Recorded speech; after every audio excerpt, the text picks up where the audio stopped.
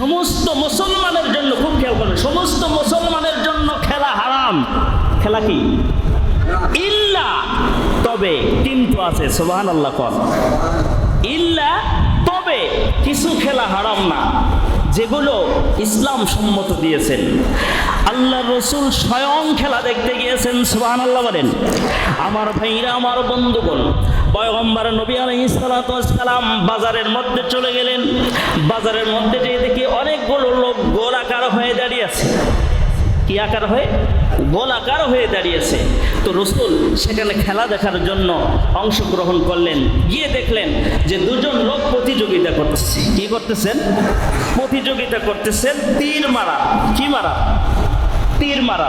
তো দুইজন প্রতিযোগিতা হয়ে গেছে। মাঝখানে একটা সবুজ এবং লাল ধরনের একটা কাঠের মধ্যে অঙ্কন করে ওই মাঝখানে লাগানোর জন্য প্রসেস তৈরি করতেছে। যে লাগাইতে পারবে ইসলামিক দৃষ্টিকোণ থেকে যেই পুরস্কার তাকে দেওয়া হবে। সুবহানাল্লাহ বলেন। আবার মনে করবেন না যে বাজি ধইরা এটাও পুরস্কার। নাউজুবিল্লাহ জোরে বলেন। ইসলামিক দৃষ্টিকোণে যেই পুরস্কারের কথা আছে এটা অনেক আলোচনা জায়গা। তো রাসূল আকরাম সাল্লাল্লাহু আলাইহি ওয়াসাল্লাম খেলা দেখতেছেন, তীর প্রতিযোগিতা দাঁড়িয়ে আছেন। তো আসলে খেলা দেখতে দেখতে একজনের প্রতি একটা মহব্বত হয়ে যায়। কথা ঠিক না বেঠিক? মানে হারার যেটা আছে। তো রসুল এমনি দেখতে দেখতে একজনের হয়ে গেল। তো রসুল বললেন, আমি অমুকের পক্ষে আছি। সুবহানাল্লাহ।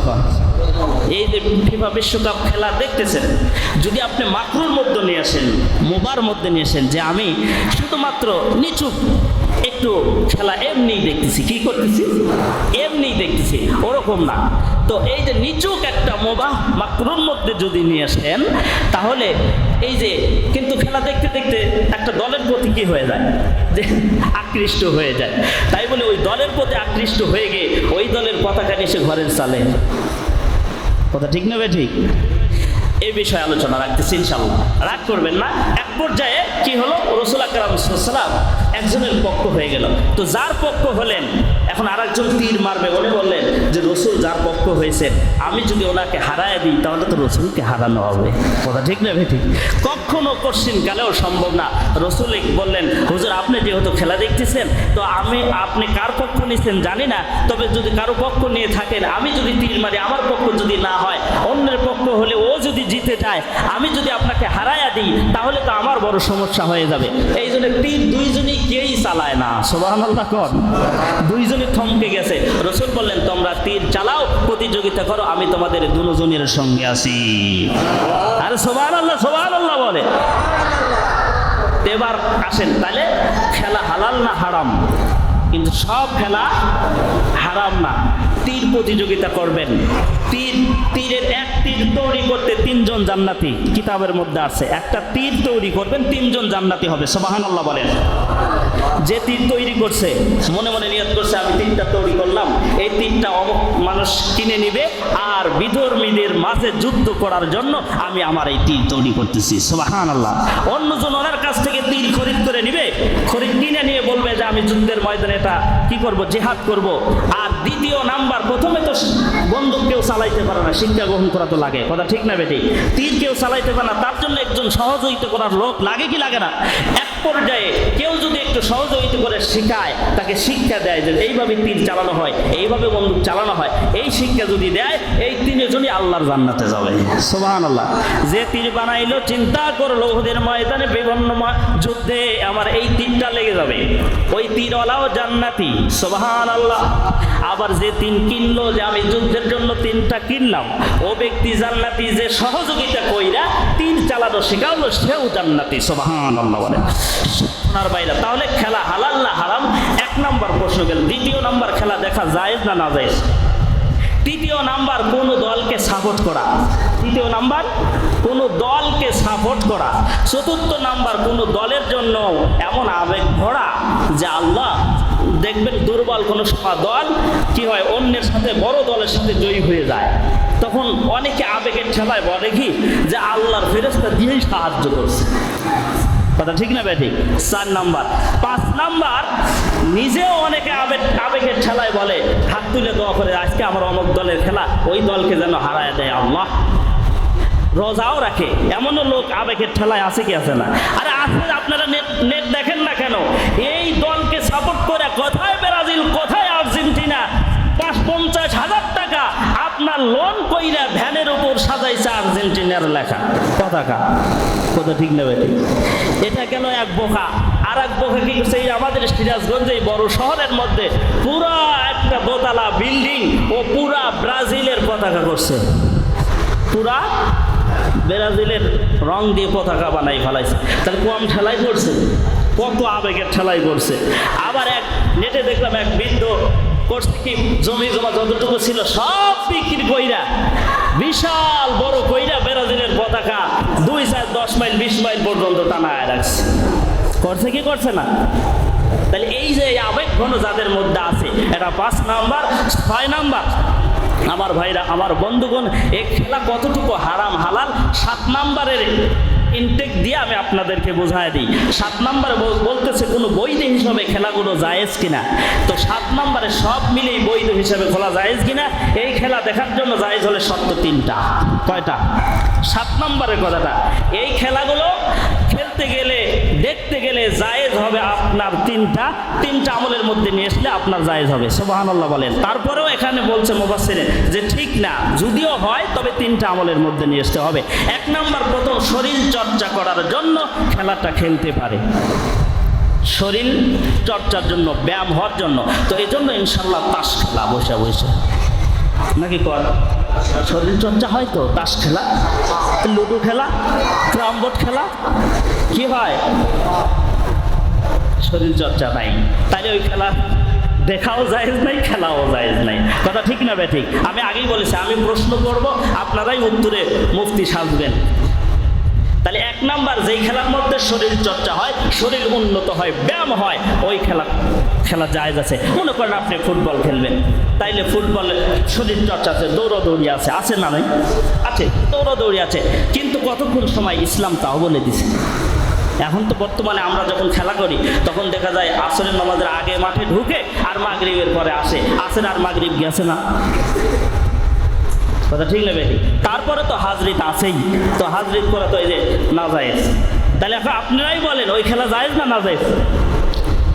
এখন ফুটবলের মধ্যে এতটুকু পাওয়া গেল তো শরীর চর্চা, কিন্তু আপনি আসরের পরে মাঠে নামবেন, মাগরিবের আগে উঠে আসবেন, এটা 1 নাম্বার তো পাইলেন, খেলা জায়েজ হবে। কিন্তু বাকি আরো 2টা আছে। বাকি 2টা হলো ইসলামের কোনো দৃষ্টিকোণ থেকে যদি ইসলামের কোনো কালচার, ইসলামকে যদি বাদ দিয়ে কোনো কিছু ঢোকানো যায় তাহলেও খেলা জায়েজ নাই। যেমন হাফ প্যান্ট পরা আছে না? নেই? হাফ প্যান্ট পরা ইসলামের দৃষ্টিকোণে হাফ প্যান্ট পরা জায়েজ নেই, হাটের উপরে কবিরা গুনাহ। কথা ঠিক না বেঠিক? আর 3 নাম্বার হলো আপনি এমন করতেছেন যে অর্থে ব্যয় করা, সংসারের ক্ষতি করা। 3 নাম্বার হলো সংসারের ক্ষতি করা, ব্যবসা বাণিজ্য, সংসার সব কিছু সময় বাদ দিয়ে আপনি ঢুকে পড়ছেন খেলার মধ্যে। কথা ঠিক না বেঠিক? অপচয় যদি হয়, ইন্নাল মুবাজ্জিরিনা কানু ইখওয়ানা শায়াতিন, অপচয়কারী শয়তানের কি? শয়তানের ভাই, শয়তানের নানা। যেই বুড়াটা জমি জমা বেচা করছে, ওটা অপচয় না? যেই বেটারা 50,000 টাকা তুই দে ভ্যানের উপর সাজাইছে, অপচয় না? তো এই যে 7 নাম্বার ইতিহাস, প্রথমে খেলা হালাল না হারাম এটা আপনারা বুঝছেন, দেখা জায়েজ না না জায়েজ এটাও বোঝা গেছে। আর 3 নাম্বারে দোয়া করা আসলে তো করাই যাবে না। কথা ঠিক না বেঠিক? 4 নাম্বারে তার জন্য রোজা রাখা, পাস করার জন্য হই হাল্লা করা, আবার আপনার মিষ্টি বিতরণ করা, রং মাখানো, বিভিন্ন ইসলামের দৃষ্টিকোণ থেকে বাদ যেগুলো হয়ে গেছে এগুলো করা যাবে না। এগুলো যদি আমার আপনার মধ্যে আসে তাহলে বিশ্বকাপ খেলা দেখা না জায়েজ, না জায়েজ। পতাকা টানানো, আমার আপনার কি আবেগ যে অন্য দেশে খেলা হইতেছে, ওই স্পেনের, ওই আর্জেন্টিনার, ব্রাজিলের, আপনার মনে করেন যে 50% মানুষও জানে না যে বাংলাদেশের এত পাগল ভক্ত, ওরা নিজেরাই জানে না। কথা ঠিক না বেঠিক? আর আমরা এত আবেগ ঘন হয়ে গেছি, আমাদের বাসার পতাকা টেনেছি। তো কেন পতাকা টানান আমি এখন না করব না, কিন্তু এতই আবেগ যে আর সৌদি আরবও তো আছে, সৌদি আরবের পতাকা আছে, দেখেন ফিফাও একটা সম্মান দিচ্ছে, অনেক পতাকাগুলো মাটির নিচে ফালায়, কিন্তু সৌদি আরবের পতাকা সবাই মাথার উপরে রেখে দিচ্ছে, মারহাবা বলে, সম্মান দিচ্ছে। আমি যে ভাইরা পতাকা টানাচ্ছেন ইসলামী দৃষ্টিকোণ থেকে এটা হয় নাই, আপনার মনটা চলে গেছে ওই দলের মধ্যে, তো নিচুক করেন, মুবাহ করেন তাহলে একটু হলেও বাঁচার সম্ভাবনা আছে। এজন্য আমরা অত অতর মধ্যে যাবো না, কম বেশির মধ্যে, কমের মধ্যে আসার চেষ্টা করবো ইনশাআল্লাহ। বলেন পতাকা টাঙাইছেন, খুলতে বলতেছি না, অন্তত পক্ষে বাংলাদেশের পতাকা বড় করে টানান। আমরা তো বাংলা জাতি, বাংলাদেশের লোক, কথা ঠিক না বেঠিক? অনেক জায়গায় দিছে, ছোট করে দিছে, একটু হলেও দিছে, তো সাথে বাংলাদেশের পতাকা টানান, সমস্যা কোথায়? আল্লাহ তাআলা বোঝার তৌফিক দান করুন। সম্মানিত ভাইরা, বলতে বলতে অনেক সময় এসে অল্প সময় আলোচনা করব। এই যে চেয়ারটা যারা আমরা অনুদান দিয়েছি, আল্লাহ পাক এই অনুদানের সকলের আমল নামায় দান করবেন, সুবহানাল্লাহ। বলে আমার ভাইরা, আমার বন্ধুগণ, আমার আপনার নবী, বিশ্ব নবী, আখির জামানার পয়গম্বর, মসজিদ নববীর ভিতরে আমার ভাইরা, আমার বন্ধুগণ, মেম্বারের কোনো ব্যবস্থা ছিল না। আমার নবী, বিশ্ব নবী, মায়ার নবী, মসজিদে নববীর ভিতরে একটা খেজুর গাছ হেলান দিয়া নবী আমার বয়ান করতেন, খুতবা দিতেন। উস্তমে হান্নানা খেজুর গাছের নাম। এই উস্তমে হান্নানার পিঠ লাগাইয়া আল্লাহর রাসূল বয়ান করতেন, শিক্ষা দিতেন, খুতবা পড়তেন। আমার ভাইরা, আমার বন্ধুগণ, কয়েক সপ্তাহ অতিবাহিত হয়ে গেল। কিছুদিন অতিবাহিত হবার পর এইবার আল্লাহর নবী সাল্লাল্লাহু আলাইহি ওয়াসাল্লাম, আমার আপনার নবীজি বন্ধুরে যখন মসজিদে নববীর ভিতর থেকে বাহির হইছে, এমনি করে আমার ভাইরা একজন মহিলা আল্লাহর নবীর সামনে দাঁড়াইয়া ডাকতে বললেন, নবী গো, আপনার মসজিদের ভিতরে মেম্বার বানানোর কোনো ব্যবস্থা নাই, মেম্বার কোনো তৈরি হয় নাই। আপনি যদি অনুমতি দেন, আমি আমার তরফ থেকে, আমি আমার টাকার ভিতর থেকে একটা মেম্বার অধ্যয়ন করে আপনার জন্য আমি দিতে চাই। এতটুকু অনুমতি আপনি আমাকে দিতে পারেন কিনা? জোরে কন্যা সুবহানাল্লাহ। আমার ভাইরা, আমার আপনার নবী, বিশ্ব নবী, আখির জামানার পয়গম্বর মহিলাকে অনুমতি দিলেন। নিষেধ নাই, নিষেধ নাই, তুমি সুন্দর করে একটা মেম্বার তৈরি করিয়া দাও।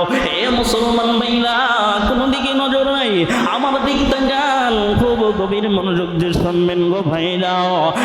বন্ধু আগেই বলেছে, এই মোরাকাত না, এটা সর্বোচ্চ, সবচেয়ে আল্লাহ তাআলার কাছে দামি হয়ে যাবেন। আওয়াজ বন্ধ নয়, চিল্লা বলেন না আল্লাহু আকবার। আমার ভাইরা, মুসলমান বাবাজি, এইবার নবীজির কাছ থেকে মহিলা অনুমতি পাইয়া, বন্ধু এরকম সুন্দর, এই যে আমরা বানাইলাম 1 লক্ষ টাকার উপরে একটা মেম্বার, এরকম ধরনের সবচেয়ে উন্নত মানের একটা মেম্বার বানায় দিলেন। বন্ধু নবীর জন্য বানায় দিলেন। আমার নবীর মসজিদের মধ্যে এই মেম্বারটা পৌঁছাইয়া দিয়েছেন। বন্ধু এইবার আমার বন্ধুগণ, আমার ভাইরা, মসজিদের মধ্যে এমন একটা সুন্দর যখন মেহরাব মেম্বারটা হয়ে গেল, মেম্বার তৈরি হয়েছে, আমার আপনার নবী আখিরি জামানার পয়গম্বর বন্ধু মসজিদে নববীর ভিতরে ঢুইকা এইবার নতুন মেম্বারটা পাইয়া নবীজি, আমার বন্ধুগণ, আগে যেই মরা খেজুর গাছটা উস্তনে হান্নানা, তার নাম জোরে কন্যা সুবহানাল্লাহ। উস্তনে হান্নানাকে একটু পিছনে রাখছে, আর এত দাবিটা একটু সামনে রাখার পর এই মেম্বারটা সামনে রাখিয়া আমার বন্ধুগণ, আমার ভাইরা রে, নবী এবার এই নতুন মেম্বারের উপর দাঁড়িয়া স্বামীদের মাঝে বক্তব্য, খুতবাটা শেষ করেছেন। অনেক লম্বা কথা লম্বা করব না। যখন নবীজি খুতবা দিলেন, খুতবা শেষ করিয়া খুতবা শেষ করতেছেন, আমার ভাইরা, ইতিমধ্যে নবীজির কানে আমার বন্ধুগণ গুনগুন করে কান্নার আওয়াজ আসে। বন্ধুরে, কেমনে যেন মানুষের মতন কান্না। নবী আমার সামনে যতগুলো সাহাবী ছিল তাদের দিকে তাকাইলেন, কোনো সাহাবীর চোখে কান্না নাই, কান্নার কোনো আওয়াজ নাই। এতগুলো সাহাবীর মধ্যে খুঁজলেন, না, কোথাও কোনো কান্নার আওয়াজ পাওয়া যায় না। কোথার থেকে কান্নাটা আসে? নবী এবার ডাকতে পারলেন, ও আমার আমার প্রাণের সাহাবীরা, ও আমার প্রাণের সাহাবীরা, তোমরা কার কোনো অসুবিধা হয়েছে? আমি নবীর সামনে দাঁড়িয়ে আছি, বসে আছো, কোন মানুষটার কোন মনে আবেগ ঘেরা, আবেগ ঘন এরকম ভাব জেগেছে, কান্না করতেছ? হযরত আবু বকরকে বলা হলো কি কান্না করে? এ বন্ধু, ইতিহাস লম্বা করলাম না, যখন নবী এরকম ভাবে বললেন, কোন মানুষ তো কোন মানুষের কান্না এরকম ভাবে সামনে দেখা গেল না। এবার নবীজি ডাকতে বললেন, আবু বকর, তোমরা জানো না আমি নবী, আমার কানের মধ্যে এমন মানুষের কান্নার আওয়াজ আসে, তোমরা একটু খেয়াল করে দেখো, শুনতে পাও কিনা? জবান বন্ধ নাই, চিল্লা বলেন আল্লাহু আকবার। আমার ভাইরা রে, ও আমার মনোহরপুরের কলিজার বাপ ভাইরা, কোন মানুষ যখন কোন কান্নার আওয়াজ পায় না, আবু বকর বললেন, হুজুর কান্নার আওয়াজ তো একটু করে কানের মধ্যে স্পষ্ট করে পাই, আপনি যেমন কান্নার আওয়াজ শুনছেন না? আবু বকর বললেন, নবী স্যাম, আমার কানের মধ্যে ওরকম কান্নার আওয়াজ আসতেছে। এবং অনেক লম্বা সংক্ষেপে করে দিলাম, নবী আমার এদিক ওদিক তাকায়, কোথাও কোনো মানুষ পায় না। এবার পিছন দিকে একটু খেয়াল করে দেখেন, এটা কোনো মানুষের কান্না না, এই যে উস্তনে হান্না না, মরা খেজুর গাছের ভিতর থেকে মানুষের কান্না। জোরে কান্না সুবহানাল্লাহ। এই বন্ধু একটুখানি না সাল দিলে বুঝতে পারবেন, দুনিয়ার যতগুলো গাছ আছে, খেজুর গাছের আমার বন্ধুগণ দেখেন মানুষের মতন, আল্লাহর রাসূল বলেছেন খেজুর গাছটা হলো মানুষের মতন। সুবহানাল্লাহ বলেন। খেজুর গাছ হলো মানুষের মতন। অন্য গাছ মাথা কেটে দিবেন, ওখান থেকে ডালপালা হয়ে গাছ হয় কি হয় না? দেখেন না, সাজনা গাছ কেটে দিবেন আবার সুন্দর করে হয়। অনেক গাছ মাথা কাটার পরেও গাছ পূর্ণতা পায় যায়, কিন্তু খাজুর গাছকে মানুষের মতন তুলনা করলেন কেন? খাজুর গাছের মাথা যখন কাটবে, কঠিন কালেও খাজুর গাছ আর জীবিত থাকবে না, জবান বন্ধ নাই, কথা কন থেকে নেবে ঠিক।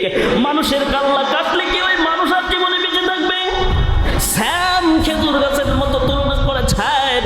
অনেক লম্বা আলোচনা, আপনাদেরকে আর কষ্ট দিব না। উস্তমে হান্না না কান্না করি। এবার নবী আমার আস্তে কইরে এমন ভাবে কান্না করতেছে, এ বন্ধু এমন ভাবে কান্না করে, সন্তান যখন মারা যায় মা যেমন কান্না করে, অথবা মা যখন মারা যায় সন্তান যেমন কান্না করে। এ বন্ধু কান্নার অনেক ধরন আছে। আপনি ব্যথা পাবেন হাতেই কষ্ট লাগবে, আপনি পিঠে ব্যথা পাবেন পিঠে কষ্ট লাগবে, পায়ে ব্যথা পাইলে পায়ে কষ্ট লাগবে। কিন্তু নবীর প্রেমিক যারা, আশিক যারা, যখন কষ্ট পায় ডাইরেক্টলি মনে আর রুহের ভিতরে কষ্ট লাগে, জবান বন্ধ নাই, কথা কন ঠিক না ব্যাঠি? আমার ভাইরা, উস্তমে হান্না না মানুষের মতন কান্না করে, আরো কান্না বেড়ে যায়। নবী বললেন, কেন তুমি কান্না করো? আরো কান্নাটা বেড়ে গেল। নবী আমার হাত দিয়ে উস্তমে হান্না নার মরা খেজুর গাছটা বুকের মধ্যে জড়ায়া ধরলেন। জড়ায়া ধরার পর বলে, তুমি কেন কান্না করো? এইবার উস্তমে হান্না না খেজুর গাছ ডাকতে বললেন, নবী গো, আমি এই জন্য কান্না করতেছি, আপনার মসজিদের ভিতরে একটা সুন্দর মেম্বার হয়েছে, আমি আপনার পিঠ মোবারক আমার সঙ্গে লাগাইয়া আপনি বক্তব্য দিয়েছেন, খুতবা পড়েছেন, আজ থেকে আপনি তো মেম্বার, নতুন মেম্বারে বৈশা দাঁড়ায়া খুতবা দিবেন। এই আবেগ নিয়ে আমি কান্দি। আল্লাহর নবী বলেন, ও উস্তমে হান্না না, আমি তোমাকে প্রশ্ন করি, তুমি এই কান্না বন্ধ করো। উস্তমে হান্না না, কোনো কান্না বন্ধ হয় না। মারহাবা বলেন। আল্লাহর নবী বলেন, ও উস্তমে হান্না না, তোমাকে আমি আল্লাহর কাছে দোয়া কইরা কিয়ামত পর্যন্ত হায়াত দেব, তবু খেজুর গাছের কান্না থামে না। দ্বিতীয় নাম্বার বললেন, ও হান্না না, আমি আল্লাহর কাছে দোয়া কইরা মৌসুমের ফল মৌসুমে না, তুমি খেজুর গাছ সারা জীবন তোমার কাছে খেজুর লাগবে, ও বাবা হবে না। সুবহানাল্লাহ বলেন। তবু খেজুর গাছ কান্না বন্ধ করে না। এ বন্ধু, মুফাসসিরগণ বলেন, আল্লাহ রাসূলকে ডাকতে বললেন, ও খেজুর গাছ। আল্লাহ রাসূল ডাকতে বললেন, খেজুর গাছ তুমি কি কান্না বন্ধ করবা না? খেজুর গাছ ডাকতে বললেন, নবী গো, আমি দুনিয়ার হায়াত চাই চাই না, আমি দুনিয়ার মধ্যে আমার খেজুর সারা জীবন চাই না, আমি চাই আপনার ওই পিঠ মোবারক আমার শরীরের সাথে লেগেছে, আমি কিয়ামতের ময়দানে হাসরের মাঠে আমি আপনার সঙ্গে থাকতে চাই। এটাই হলো আমার আবেগ আর কান্না। জবান বন্ধ নাই, চিল্লা বলেন না সুবহানাল্লাহ। মুসলমান ভাইরা, কিতাবের লিখন লিখে মুফাসসিরগণ বলেছেন এই খেজুর গাছকে মানুষের মতন কইরা তাকে কবরস্থ করা হয়েছে। সুবহানাল্লাহ বলেন। সুন্দর করে কাটা হয়েছে, কাফনে কাপড় পরাইয়া তাকে কবরস্থ করেছেন। আল্লাহর নবী বলেছেন, ও খেজুর গাছ, আমি নবী আল্লাহর কাছে দোয়া করি কিয়ামত পর্যন্ত হাসর ময়দানে তুমি খেজুর গাছ, আমি আল্লাহর নবী, আমার সঙ্গে তুমি জান্নাতে থাকবা। জবান বন্ধ নাই, চিল্লা বলেন না সুবহানাল্লাহ।